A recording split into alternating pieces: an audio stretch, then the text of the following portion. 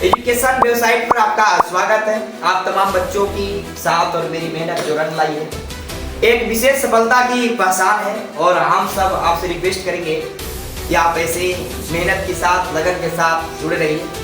तमाम बच्चों, यहाँ जितने भी बच्चे हैं उन बच्चों में मेहनत करने के लिए कोई कसूर नहीं है कि मेहनत नहीं करेगा, कोई समस्या नहीं है, बस एक विचार और एक जुनून की जरूरत है। तमाम सभी बच्चे मेहनत करेगा और हमें विश्वास है कि तमाम बच्चे सिर्फ अधूरे इसलिए हैं क्योंकि एक ऐसी विचारधारा नहीं मिली, एक ऐसा विचार नहीं मिला ताकि तमाम बच्चे आगे बढ़े, क्योंकि बच्चे जिस समाज में रहते हैं उसके अनुकूल चले जाते हैं। मुझे भी बहुत खेद है कि आप सब में क्षमता है, आप सब योग्य हैं, आप पढ़ सकते हैं, आगे बढ़ सकते हैं, बस आपकी विचारधारा की जरूरत है।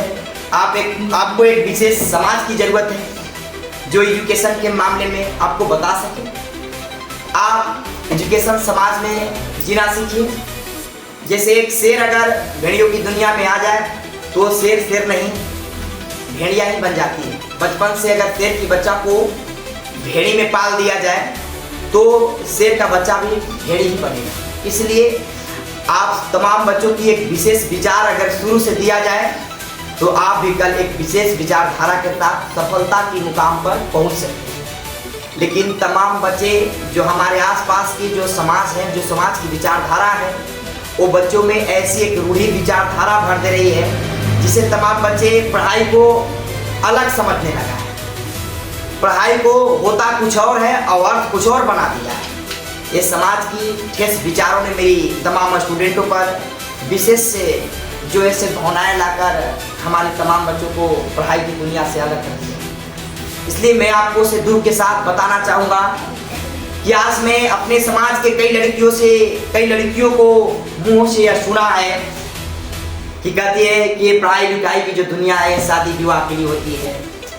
लेकिन मैं आपको बता देना चाहता हूँ कि कितनी अभी ऐसे लड़कियाँ भी हमारे इतिहास में आपको उदाहरण मिलेंगे जो पढ़ाई की दुनिया में आने के लिए अपनी शादी विवाह का फिक्र नहीं किया, जान का फिक्र नहीं किया। आपको याद होगा इतिहास में कई ऐसी लड़कियां हैं जो अपनी जान की गंवा दी इस पढ़ाई की दुनिया में कामयाबी पाने के लिए। कल्पना चावला क्या लेकर इस दुनिया से गए। हालांकि मैं एक चीज बताना चाहूंगा आपसे कि एजुकेशन के साथ आप रहिएगा तो आपको इस दुनिया से जाने के बाद इस दुनिया में आपको एक ऐसी पहचान बन जाएगा कि जिंदों से ज्यादा आपको मूर्तियों की पूजा की जाएगी। आपकी मूर्तियों की जितना पहचान होगी उतना जिंदा इंसान की पहचान नहीं होगी।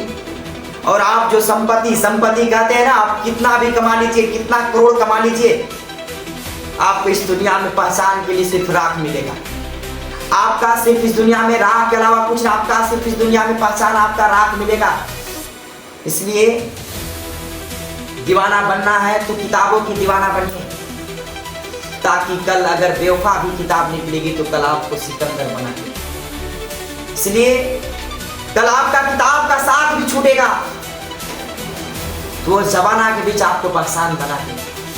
लेकिन आप जो अपनों करते रहते हैं ना, ये कभी साथ नहीं आएंगे, ये कभी आपको काम नहीं आएंगे।